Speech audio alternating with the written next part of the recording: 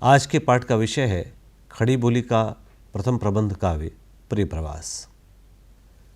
इस पाठ के अध्ययन के बाद आप खड़ी बोली की विकास यात्रा से परिचित हो सकेंगे, मध्यकाल में खड़ी बोली के स्वरूप को जान सकेंगे, प्रबंध काव्य के भेदों को जान पाएंगे और खड़ी बोली के प्रथम प्रबंध काव्य प्रिय प्रवास से परिचित हो सकेंगे। खड़ी बोली से पहले हिंदी साहित्य की भाषा ब्रजभाषा थी। ब्रजभाषा अपने माधुर्य, पदलालित्य और प्रांजलता के कारण लगभग 600 वर्षों तक हिंदी साहित्य भाषा के रूप में प्रतिष्ठित भी रही। यहाँ तक कि आधुनिक काल में भारतेंदु युग में भी ब्रजभाषा न सिर्फ अपने आप को काव्य भाषा के रूप में प्रतिष्ठित पाती है, बल्कि गोकुल की गोरस से निकलकर 19वीं सदी तक अखंड बहती रहती है। साहित्य में खड़ी बोली का स्वतंत्र अस्तित्व 13वीं शताब्दी के आसपास मिलना शुरू होता है, किंतु इसका पूर्वाभास 8वीं-9वीं शताब्दी में उद्योतन सूर्य द्वारा रचित कुवलय माल कथा की भाषा में दिखाई पड़ता है। 13वीं शताब्दी में महाराष्ट्र के आदि कवि संत ज्ञानेश्वर एवं उनके समकालीन संत कवि नामदेव की रचनाओं में खड़ी बोली के पुट दिखाई देने लगते हैं। एक उदाहरण देखिए। सब घर देखो माणिक मैला, कैसे कहूँ मैं काला धवला, 5 रंग से न्यारा होई, लेना और एक देना दोई, पांडे तुम्हारी गायत्री लोधे का खेत खाती थी, लेकर ठेंगा टंगरी तोरी लंगत लंगत जाती थी। लेकिन कुछ विद्वान इसे प्रामाणिक मानने के पक्ष में नहीं है। फिर भी इतना तो तय है कि खड़ी बोली हिंदी का सर्वप्रथम प्रयोग अमीर खुसरो के काव्य में मिलता है। आचार्य शुक्ल अपने इतिहास ग्रंथ में लिखते हैं कि खुसरो ने विक्रम की 14वीं शताब्दी में ही ब्रज भाषा के साथ साथ खालिस खड़ी बोली में कुछ पद्य और पहेलियां बनाई थीं, जिनको इन पंक्तियों में देखा जा सकता है। तरवर से एक तिरिया उतरी, उसने बहुत रिझाया, बाप का उसके नाम जो पूछा, आधा नाम बताया, आधा नाम पिता पर प्यारा, बूझ पहेली गोरी, अमीर खुसरो यूँ कहें अपने नाम न बोली निबोरी। अमीर खुसरो की कविता में काव्य की गहराई भले न हो, लेकिन भाषा की दृष्टि से खुसरो की पहेलियाँ खड़ी बोली हिंदी साहित्य के ऐतिहासिक महत्व को समझने के लिए महत्वपूर्ण बनी रहेंगी। खुसरो के बाद भक्तिकाल के आरंभ में निर्गुण धारा के संत कवियों के साहित्य में भी खड़ी बोली का व्यवहार उनकी सदुक्कड़ी भाषा में दिखाई देता है। दक्षिण में मुसलमान और हिंदू कवियों ने अपनी अपनी रचनाओं में स्वभावतः खड़ी बोली हिंदी का प्रयोग कर इसे बहुसंख्यक जनता तक पहुंचाया। खड़ी बोली हिंदी का प्रयोग मध्य युग में न सिर्फ उत्तर भारत और दक्षिण में हो रहा था, बल्कि गुजरात, पंजाब और सिंध में भी साहित्य के रूप में खड़ी बोली को स्पष्ट रूप से देखा जा सकता है। हिंदी और गुजराती भाषा का विकास भी एक ही नागर अपभ्रंश के अलग अलग रूपों से हुआ है, और यही कारण है कि गुजरात में जैनियों द्वारा हिंदी के प्रचार को बहुत अधिक सहायता मिली। जैन संप्रदाय के अंतर्गत आने वाला दिगंबरी साहित्य अधिकांशतः संस्कृत से या फिर प्राकृत से अनुदित किया गया है। जैन ग्रंथों के रचनाकारों में भूधरदास, बनारसीदास आदि की रचनाओं में स्पष्ट रूप से हिंदी का पुट भी मिलता है। इसके लिए 18वीं शताब्दी के भूधरदास के पद संग्रह में प्रयुक्त खड़ी बोली को देखा जा सकता है। उदाहरण देखिए। चरखा चलता नाही, चरखा हुआ पुराना, पग खूंटे डग हालन लागे, उर मदरा खखराना, ढीदी हुई पाखड़ी पसली, फिरे नहीं मनमाना, आयु माल को नहीं भरोसा, अंग चलाचल सारे, रोग इलाज मरम्मत चाहे, वैद बाढ़ई हारे। इसके अलावा माना सिंह, अमरा सिंह, दीन दरवेश आदि रचनाकारों की रचनाओं में भी हिंदी का प्रभाव पर्याप्त रूप से दिखाई देता है। गुजरात में खड़ी बोली हिंदी को समृद्ध करने वालों में दादू और उनका संप्रदाय दादू पंथ अत्यंत महत्वपूर्ण रहा। ये स्वाभाविक भी है कि दादू का प्रभाव उनके शिष्यों पर पड़ा। दादू की शिष्य परंपरा में सुंदरदास सबसे अधिक पढ़े लिखे संत कवि थे। इनकी काव्य भाषा में राजस्थानी के साथ साथ खड़ी बोली के रूप को भी स्पष्टता देखा जा सकता है। खड़ी बोली के प्रभाव से पंजाब भी अछूता नहीं रहा। नाथपंथियों के वर्चस्व से ही पंजाब में खड़ी बोली हिंदी का स्वर दिखाई पड़ता है। नाथपंथी स्वयं भी खड़ी बोली में ही रचना किया करते थे। नाथपंथियों के अलावा महानुभाव पंथ और सिख गुरुओं ने भी अपनी वाणी की रचना अधिकतर खड़ी बोली हिंदी में ही की। इस तरह से हिंदी प्रदेशों के अलावा भी मध्यकाल में अन्य राज्यों में भी खड़ी बोली हिंदी के प्रभाव को बढ़ता हुआ देखा जा सकता है। हिंदी प्रदेशों के विशेषकर हिंदी साहित्य में प्राचीन काल से ही काव्य भाषा देवनागरी संस्कृत रही है। ये भाषा एक विद्वत वर्ग विशेष की भाषा थी, जिससे शायद सामान्य जन जुड़ भी नहीं पाता था। धीरे धीरे ज्ञान विहीन साधारण जन संस्कृत भाषा से दूर होता गया और हिंदी से उसका जुड़ाव बढ़ता चला गया, और ये धारणा रीतिकाल तक बनी भी रही। उस समय तक जो भी विद्वान थे वे हिंदी में काव्य रचना को अपना शायद अपमान भी समझते थे, जिसको लक्ष्य कर केशव ने अपनी कविप्रिया में लिखा है, भाषा बोल न जानही जिनके कुल के दास, भाषा कवि भो मंदमति तहि कुल केशव दास। इनके अतिरिक्त रीतिकाल में अनेक कवि हुए जिनकी रचनाओं में खड़ी बोली का स्वर भी सुनाई देता है। रीतिकाल के वीर रस के महाकवि भूषण ने भी अपनी कविताओं में अनेक जगहों पर खड़ी बोली के शब्दों का प्रयोग किया।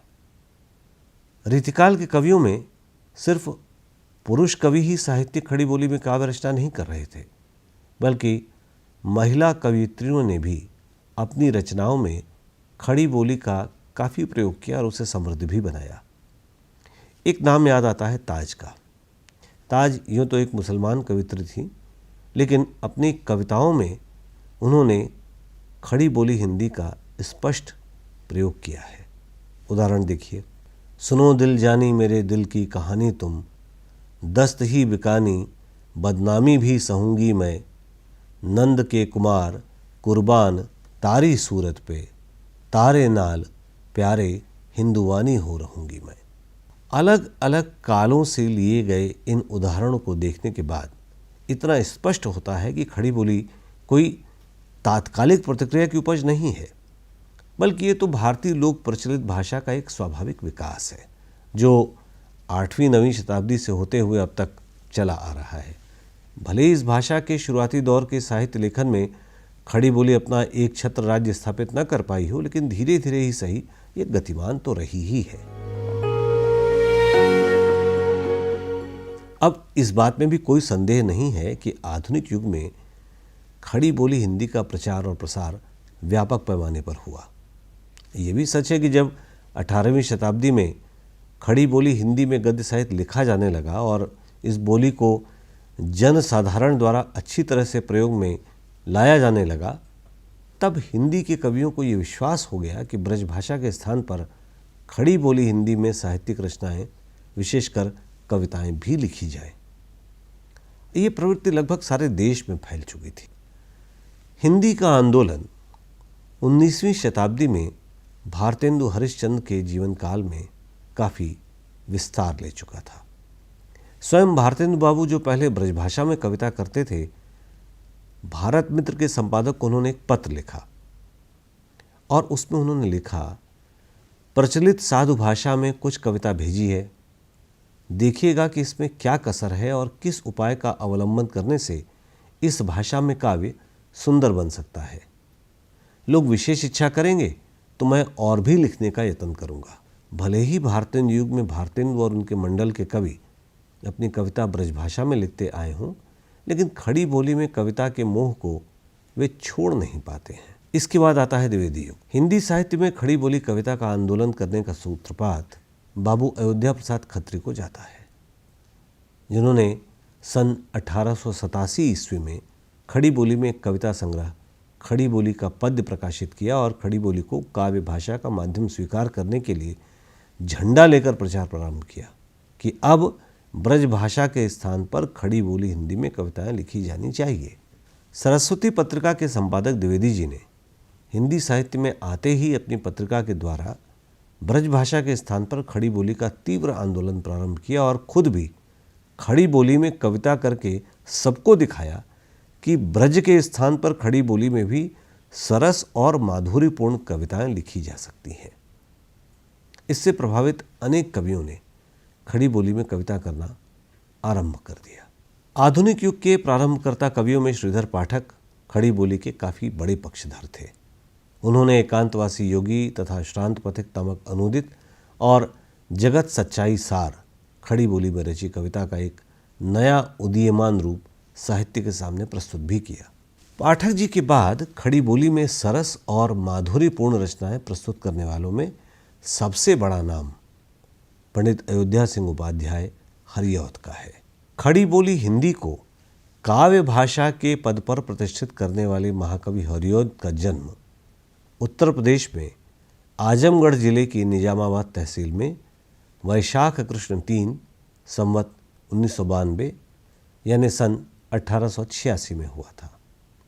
आपकी मृत्यु सन 1947 ईस्वी में लगभग 76 वर्ष की अवस्था में हुई। हरिऔध जी बड़े ही प्रतिभा संपन्न और सिद्धहस्त कवि थे। तथापि पहली बार मुकम्मल रूप में हरिऔध जी नाटक तथा उपन्यास लेखन की ओर आकर्षित हुए। आपके 2 नाटक प्रद्युम्न विजय तथा कामिनी परिणय क्रमशः 1893 और 1894 ईस्वी में प्रकाशित हुए। हरिऔध जी का प्रथम उपन्यास प्रेम कांता 1894 में ही आया। इसके अलावा आपके और भी 2 उपन्यास ठेठ हिंदी का ठाठ 1899 में और अध खिला फूल 1907 ईस्वी में क्रमशः प्रकाशित हुए। हरिऔध जी की प्रतिभा का वास्तविक विकास उनकी काव्य रचनाओं में ही मिलता है। हरिऔध ने छोटे बड़े लगभग 15 काव्य संग्रहों की सृष्टि की। वे जब पंडित महावीर प्रसाद द्विवेदी के प्रभाव में आए तो संस्कृत के छंद और संस्कृतयुक्त पदावली का प्रयोग करने लगे, जिसका परिणाम सन 1914 में प्रिय प्रवास जैसे सशक्त प्रबंध काव्य के रूप में सामने आया। इसे खड़ी बोली का प्रथम प्रबंध काव्य कहा जाता है और हरिऔध जी को खड़ी बोली का प्रथम महाकवि भी माना जाता है। आचार्य शुक्ल प्रिय प्रवास की प्रशंसा करते हुए अपने इतिहास ग्रंथ में लिखते हैं कि बड़ी भारी विशेषता इस काव्य की यह है कि यह सारा संस्कृत के वर्ण वृत्तों में है, जिसमें अधिक परिमाण में रचना करना कठिन काम है। प्रबंध काव्य में प्रबंध शब्द में प्र उपसर्ग जोड़कर बंध धातु में घञ् प्रत्यय लगाने से प्रबंध शब्द का योग बनता है। प्रबंध का मतलब ही विशिष्ट पद का बोध कराना होता है, जो अनेक पदों से संबंध स्थापित करते हुए परस्पर एक दूसरे के प्रति उन्हें आबद्ध करता है। हिंदी साहित्य कोश के अनुसार प्राचीन भारतीय साहित्य शास्त्र में प्रबंध का अर्थ सर्गबंध, कथात्मक काव्य या कथा आख्यायिका से माना जाता था, अर्थात जो काव्य श्रृंखलाबद्ध रूप में किसी प्रकार की प्रस्तुति को हमारे सामने प्रकट करता है वह प्रबंध काव्य कहलाने का अधिकारी हो सकता है।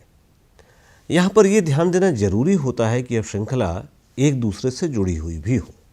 प्रबंध काव्यकार के पास अपनी एक विस्तृत वनस्थली होती है, जिस पर वह चाहे जितना स्वच्छंद होकर विचरण करते हुए काव्य में रमणीयता एवं सरसता उत्पन्न कर सके।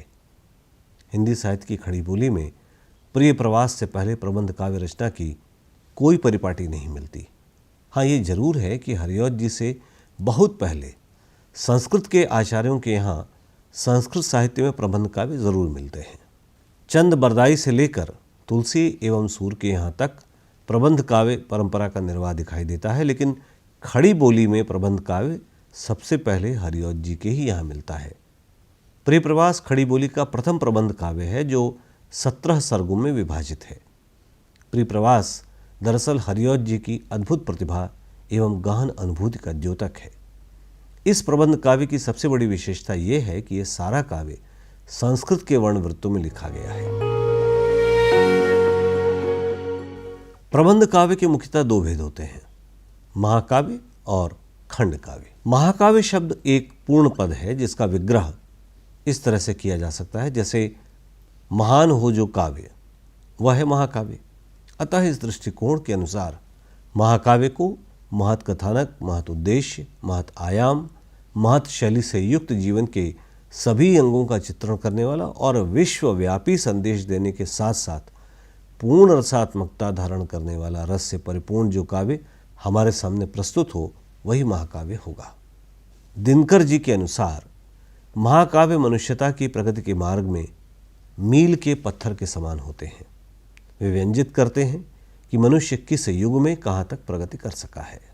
महाकाव्य एक उच्च कोटि की काव्य विधा है। भामह के अनुसार सर्ग विभाजन से महाकाव्य में एक व्यवस्था आती है। नाटकीय संधियों एवं कार्यावस्थाओं के प्रयोग के द्वारा कथानक के विकास में क्रमबद्धता और काव्यात्मकता आती है। वर्णनात्मकता महाकाव्य के लिए अनिवार्य है। धर्म, अर्थ, काम, मोक्ष आदि चतुर्वर्ग फल प्राप्ति का विधान होना चाहिए। उसमें नायक का अभ्युदय होता है, किंतु अन्य पात्रों का उत्कर्ष दिखाने के लिए नायक का वध नहीं किया जा सकता। महाकाव्य में लोक प्रसिद्ध कला को कल्पना सूत्रों से संबद्ध कर रोचकता की सृष्टि की जाती है तथा पात्रों के चरित्र को उदात्तता की सीमा में रखा जाता है। महाकाव्य का उद्देश्य ही धर्म, अर्थ, काम, मोक्ष में से किसी एक की प्राप्ति होना चाहिए। पश्चिम में महाकाव्य को इपिक कहा जाता है। अरस्तु ने ट्रेजिडी को परिभाषित करते हुए कहा है कि जो नियम दुखांत या ट्रेजिडी के हैं वे ही महाकाव्य के लिए भी अपेक्षित हैं। इसलिए कहा जा सकता है कि महाकाव्य का रचयिता एक दुर्लभ कलाकार होता है और महाकाव्य उसकी काव्य कला का सर्वोत्तम अंश होता है। हिंदी में बहुत सारे महाकाव्य लिखे गए। पृथ्वीराज रासो, रामचरितमानस, कामायनी आदि आदि। प्रबंध काव्य का दूसरा महत्वपूर्ण भेद है खंड काव्य। खंड काव्य में प्रायः जीवन की एक महत्वपूर्ण घटना या दृश्य का मार्मिक वर्णन किया जाता है और साथ में अन्य प्रसंगों का वर्णन भी संक्षेप में किया जाता है। खंड काव्य में भी महाकाव्य की ही तरह कथा संगठन का होना जरूरी है, लेकिन प्रबंध काव्य की भांति सर्गबद्धता होना जरूरी नहीं होता। हिंदी साहित्य कोश में खंड काव्य को परिभाषित करते हुए स्पष्ट किया गया है कि मोटे ढंग से कहा जा सकता है कि खंड काव्य एक ऐसा पद्यबद्ध कथा काव्य है जिसके कथानक में इस प्रकार की एकात्मक अन्विति हो कि उसमें अप्रासंगिक कथाएं सामान्यतया अंतर्युक्त न हो सकें, कथा में एकांगिकता हो। साहित्य दर्पण के शब्दों में एक उद्देश्यता हो तथा कथा विन्यास में क्रम आरंभ, विकास चरम सीमा और निश्चित उद्देश्य में परिणति हो। महाकाव्य में जहाँ किसी प्रख्यात राजा, मनुष्य, महापुरुष आदि के समस्त जीवन का इतिवृत्त होता है, वहीं खंड काव्य में उसके जीवन की किसी एक घटना को काव्य का अंग बनाकर उसकी रसमयी अभिव्यक्ति भी की जाती है। साहित्य दर्पणकार पंडित विश्वनाथ ने खंड काव्य को इस प्रकार परिभाषित किया है। तंतु प्राधान्यात् खंड काव्यमिति स्मृतम, अर्थात खंड काव्य वह है जो किसी घटना विशेष को लेकर लिखा गया हो। भारतीय साहित्य में खंड काव्य भले ही जीवन के किसी एक अंग को लेकर चले, लेकिन फिर भी वह अपने आप में पूर्ण होता है। खंड काव्य में रचनाकार को अपने कथानक चुनने की पूरी आज़ादी होती है, जिसमें वह महानायक के जीवन की किसी एक घटना को आधार बनाकर उसका वर्णन कर सके। हिंदी में अधिकांशतः धार्मिक, पौराणिक और ऐतिहासिक खंड काव्य लिखे गए हैं, जिनमें तुलसीकृत पार्वती मंगल, जानकी मंगल, नंददास जी का भ्रमर गीत, गुप्त जी का जयद्रथ वध आदि रचनाएँ आती हैं। और इनके अलावा रामनरेश त्रिपाठी के पथिक मिलन, निरालाकृत तुलसीदास, ये भी आधुनिक हिंदी साहित्य के अनमोल खंड काव्य हैं। शास्त्रीय विधान के आधार पर प्रिय प्रवास एक प्रौढ़ प्रबंध काव्य है। प्रिय प्रवास की सबसे बड़ी विशेषता त्याग और लोक सेवा है। इस प्रबंध काव्य में कृष्ण के वियोग में दुखी राधिका, यशोदा और ब्रजांगनाओं की आकुलता का बड़ा ही मार्मिक चित्रण हुआ है। शताब्दियों से राधा साहित्य में एक नायिका के रूप में दिखाई पड़ती है। शताब्दियों से राधा हिंदी साहित्य में एक नायिका के रूप में दिखाई पड़ती है। अलग अलग युगों में किसी कवि ने राधा को नवोढ़ा नायिका के रूप में चित्रित किया है, तो किसी ने प्रगल्भा के रूप में, किसी ने राधा को अभिसारिका के रूप में चित्रित किया जो नंगे पैरों अंधकार में दौड़ती जाती है, तो तो किसी ने राधा को वाक सज्जा नायिका मान लिया है। किंतु हरिऔध जी ने अपने प्रिय प्रवास प्रबंध काव्य में राधा का एक नया चित्र प्रस्तुत किया। वृषभानु दुलारी राधा और नंदसुत कृष्ण का प्रेम यद्यपि बाल्यावस्था से ही आरंभ हो जाता है, किंतु यह प्रणय लोक की उपेक्षा करने वाला प्रेम नहीं है। सूर की भांति हरिऔध की राधा भी प्रेमिका तो है, किंतु वह स्वार्थमय मोह की गली को छोड़कर निस्वार्थ प्रणय के प्रशस्त राजमार्ग पर बढ़ती है। उसके प्रणय में परहित भावना लक्षित होती है। हृदय चरण में तो मैं चढ़ा ही चुकी हूँ, सविधि वरण की थी कामना और मेरी। राधा कृष्ण की प्रेमिका है, किंतु वह कृष्ण को सविधि वरण करना चाहती हैं, क्योंकि राधा का नारित्व सदा के लिए कृष्ण पर एकाधिकार प्राप्त करने को इच्छुक हो उठा है।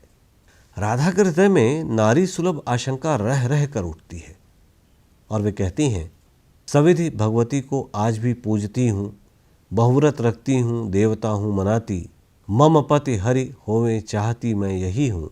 परंतु वह कृष्ण को सविधि वर्ण नहीं कर पाती और जीवन भर विरह की भीषण अग्नि में तपती रही। कृष्ण के मथुरा गमन से पहले राधा रात में तारों के समूह से प्रार्थना करती हैं कि वे आज की रात्रि एक ही स्थान पर स्थिर हो जाए, जिससे रात समाप्त ही न हो और तब कृष्ण भी नहीं जा सकेंगे। सब नभ तल तारे जो उगे दिखते हैं, यह कुछ ठिठके से सोच में क्यों पड़े हैं। ब्रज दुख अवलोके क्या हुए हैं दुखारी, कुछ व्यथित बने से या हमें देखते हैं। प्रेम के विरह में तपती राधा में हमें नारी हृदय की कोमलतम भावना और अतिशय प्रेम का परिचय मिलता है, किंतु राधा की ये मनोकामनाएं एवं अनुनय विनय उसके पुण्य कर्म में सहायक नहीं होते हैं।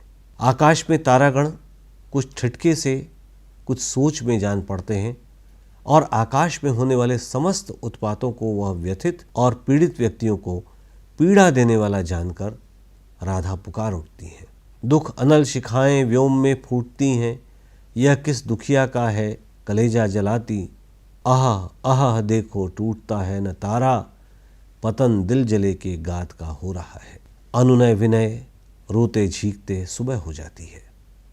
आकाश में तारागण अपना मुंह छिपाने लगते हैं और चारों तरफ क्षितिज में लालिमा दिखाई पड़ने लगती है, जिससे विरहिणी राधा सोचती है, क्षितिज निकट कैसी लालिमा दिखती है, बह रुधिर रहा है कौन सी कामिनी का। बेहग बिकल हो बोलने क्यों लगे हैं, सखी सकल दिशा में आग सी क्यों लगी है। प्रातःकाल होते ही विरहिणी राधा का हृदय कचोटने लगता है, क्योंकि अब आकाश से सूर्य के रूप में एक ऐसा आग का गोला आग उगलेगा जो सारी ब्रजभूमि को जलाकर नष्ट कर देगा।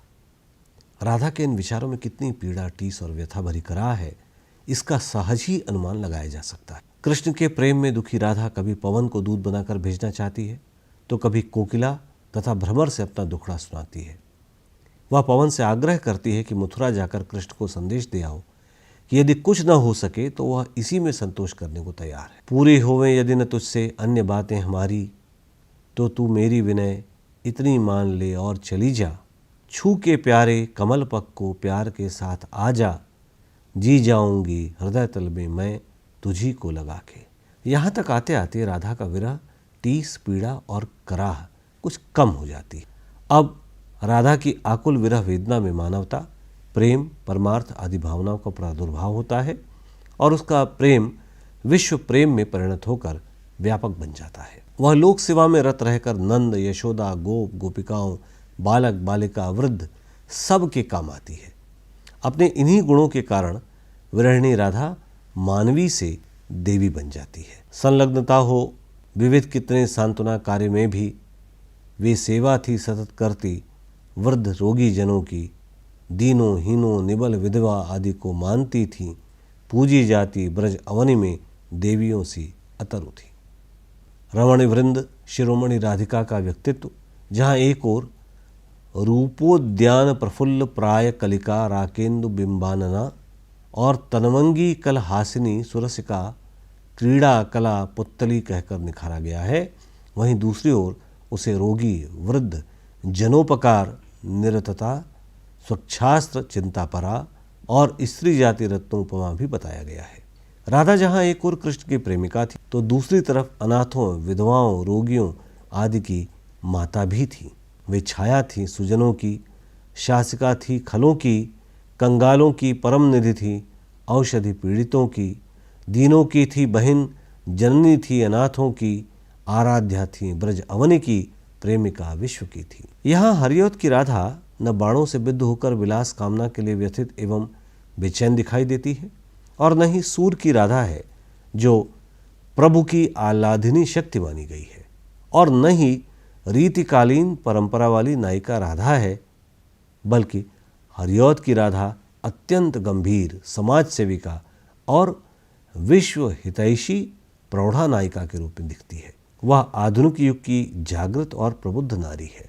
अब राधा न तो कृष्ण के लौटने की कामना करती है और न ही उनके सेवा कार्य में बाधा डालना चाहती है, बल्कि वो उद्धव से स्पष्ट रूप से कहती है, प्यारे आवें सुवचन कहें, प्यार से गोद लेवें, ठंडे होवे नयन दुख हो दूर, मैं मोद पाऊँ, ये भी हैं भाव मम उर के, और ये भाव भी हैं, प्यारे जीवें जग हित करें, गेह चाहे न आवे।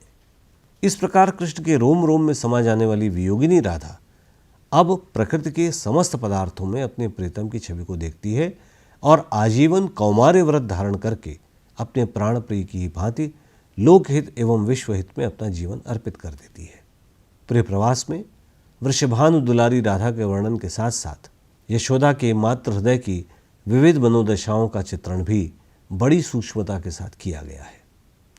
अपने लाडले पुत्र कृष्ण की विदा वेला पर वे अत्यंत व्याकुल होती हैं और अपने प्रिय पुत्र के लिए अनेक नारी सुलभ आशंकाएं उपस्थित करते हुए अपने पति से प्रार्थना करती हैं। सब पथ कठिनाई नाथ हैं जानते ही, अब तक न कहीं भी डालिए हैं पधारे, मधुर फल खिलाना दृश्य नाना दिखाना, कुछ पथ दुख मेरे बालकों को न होए। माता यशोदा को जब दुराचारी कंस का समाचार मिलता है तो पुत्र वत्सला माँ का कोमल हृदय अपने पुत्र को लेकर अनेक आशंकाओं, कुत्सित भावनाओं से कांप उठता है और वह बेहद चिंता कर कातर हो जाती हैं और अपने भाग्य को कोसती हैं। जैसे तैसे माता यशोदा अपने पुत्र को मथुरा भेजती हैं कि वे कुछ दिनों में लौट आएंगे, परंतु कुछ दिनों बाद नंद को अकेला आता देख यशोदा के हृदय का बांध टूट जाता है और वे कृष्ण के वियोग में अपने पति के चरणों में लौटकर विलाप करने लगती हैं। प्रिय पति, वह मेरा प्राण प्यारा कहाँ है? दुख जलधि निमग्ना का सहारा कहाँ है? अब तक जिसको मैं देख के जी सकी हूँ, वह हृदय हमारा नेत्र तारा कहाँ है? यशोदा का अपने प्रिय पुत्र कृष्ण के लिए यह करुण और वेदना से परिपूर्ण प्रश्न कितना मार्मिक है, इसका सहज ही अनुमान लगाया जा सकता है। यशोदा का यह प्रश्न करना कि उस दुखिया का कृष्ण ही तो एकमात्र सहारा है, स्वाभाविक है। कृष्ण केवल माता यशोदा के लिए ही परम आमोदकारी नहीं है, बल्कि संपूर्ण ब्रजधारा के प्राणदाता है। उनके जाने से ब्रजवासी ही नहीं, जानवर, पेड़ पौधे सब दुखी हैं। इन सब के दुख को सोचकर दुखिया माँ का हृदय और भी करुणा से भर जाता है और वह करुण हृदय से पुकारती है, स्वकुल जलज का है जो समुत्फुल्लकारी, मम परम निराशा यामिनी का विनाशी, ब्रज जन विहगों के वृंद का मोददाता, वह दिन कर शोभी रात भ्राता कहाँ है। वास्तव में दुखिया यशोदा को अपनी उतनी चिंता नहीं है जितनी कि ब्रज में निवास करने वाले प्राणियों की। माँ यशोदा जानती है कि कृष्ण सदैव दूसरों का दुख देखकर उद्विग्न हो उठते थे और उसे दूर किए बिना चैन नहीं लेते थे। आज उसी कृष्ण के बिना ब्रज कितना सूना हो गया है। घर घर में उदासी छाई हुई है। गोपियों का तो और भी बुरा हाल है। जंगल में चारों ओर गायें अपने प्रिय कृष्ण को खोज रही हैं। ब्रज दीपक के बिना तो पूरे ब्रज में ही जैसे अंधकार छा गया है। यशोदा का करुणा विगलित हृदय कृष्ण को लेकर अनेक आशंकाओं से व्यथित होता है और अपार पीड़ा और कसक से भर उठता है। वे अपने पुत्र की कुशल जानने के लिए आतुर हैं। यशोदा की आतुरता ठीक भी है, क्योंकि वह अपने प्रिय पुत्र को भला कैसे देख पाएंगी। जिसके रहने मात्र से ही ब्रज में उजाला व्याप्त रहता था, आज वो वहाँ है ही नहीं। उनका हृदय चीत्कार से भर उठता है। हा वृद्धा के अतुल धन, हा वृद्धता के सहारे, हा प्राणों के परम प्रिय, हा एक मेरे दुलारे, हा शोभा के सदन सम, हा रूप लावण्यवारे, हा बेटा हा हृदय धन, हा नेत्र तारे हमारे। निसंदेह माता यशोदा के इस करुण क्रंदन में दुलार, वात्सल्य, शोक, विषाद और संताप सब कुछ भरा हुआ है। उद्धव के ब्रज आने पर वह एक ही सांस में अपने प्रिय पुत्र की मंगल कामना के संबंध में अनेक सवाल पूछती हैं और अत्यंत कारुणिक हृदय से भगवान से प्रार्थना करती हैं कि वृद्धावस्था में किसी भी माँ से उसके पुत्र को अलग न किया जाए।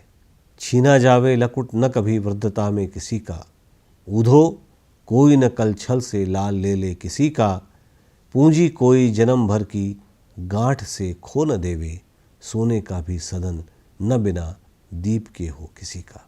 वास्तव में हरिऔध का यशोदा विलाप प्रिय प्रवास में चित्रित मातृ हृदय की बड़ी ही मनोरम व्यंजन हरिऔध का यशोदा विलाप प्रिय प्रवास में चित्रित मातृ हृदय की बड़ी ही मनोरम व्यंजना से भरा हुआ है।